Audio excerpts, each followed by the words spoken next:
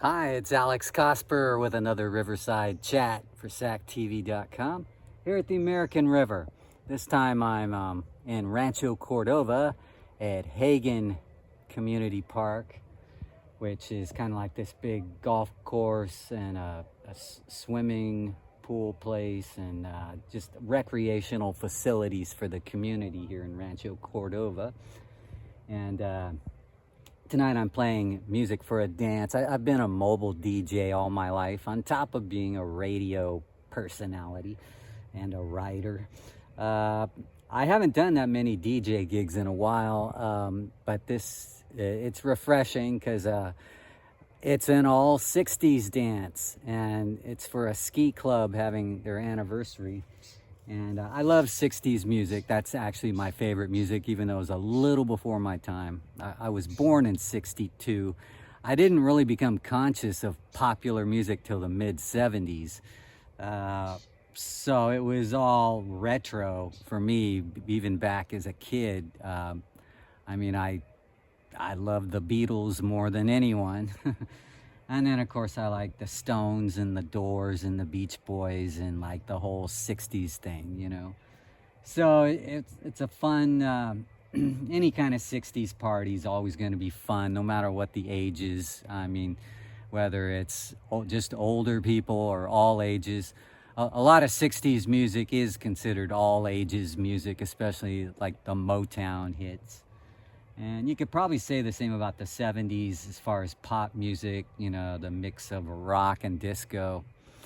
It's only when you start getting into the 80s that there's like divisions between social groups, you know, because that's kind of when the radio industry started carving up the culture into different formats and different demographics, based on demographics.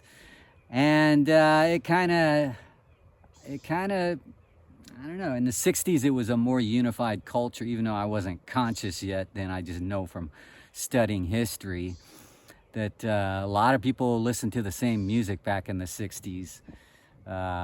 Whether you're a fan of pop, rock, country, soul, or whatever, that was just the thing, just all that music mixed together. And it all sounded great mixed together.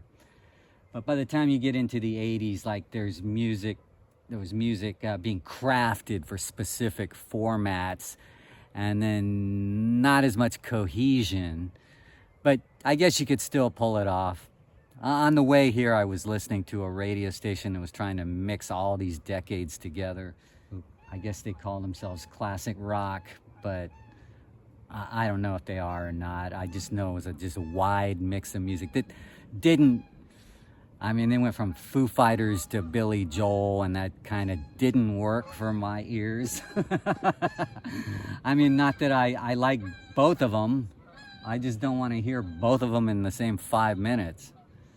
So anyway, I've always been more about trying to come up with a really cool music mix that whoever the crowd is that shows up, that's who I'm playing for. So let's say that you had a bunch of people that liked all the different decades, you know, big fans of everything from all the top, from all the decades. Then that'd be an easy gig, because no matter what I play, they'd all keep hopping to the music. It only becomes a kind of a difficult or challenging gig when you can't figure out who the crowd is and what they like. You know, so in those cases, I would ask people for requests, but I still try. I'm good at reading crowds as far as how they're reacting to music, and you know, most of my gigs have been really fun party events that did blow people away, just because there probably are a lot of DJs that know how to do the same thing. I just came from a very diverse musical background, where I can pull that off easily without tripping too hard. Hey, here comes some rafters. Bunch of people on a raft in the distance. That's something I still want to do sometime, is go rafting here on the river. So anyway, I was talking to my friend Pat Martin the other day, and I posted the video interview I did with him.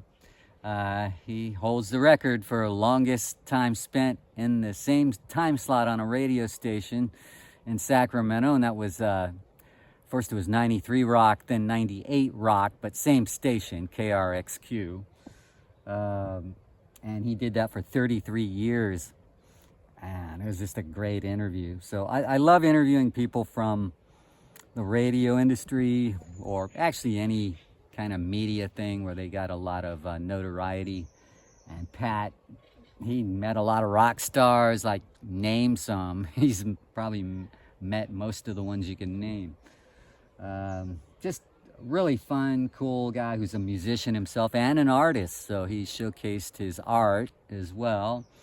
And his cat, his beautiful black female cat named Bowie.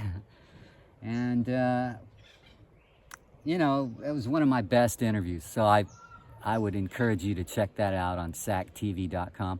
I also posted it on my other website called playlistresearch.com, which is the history of radio and music. So SAC TV is more the local Sacramento website with video interviews of local celebrities here and a video tour of Sacramento. And then Playlist Research is more a national site about the history of American pop music throughout the decades, going back to the 1920s. So and I interview people from both industries, radio and music, for that website. So anyway, I'm just kicking back, waiting to get into the community center to set up my equipment and rock and roll. So that's it for now. Let's meet again for another Riverside Chat.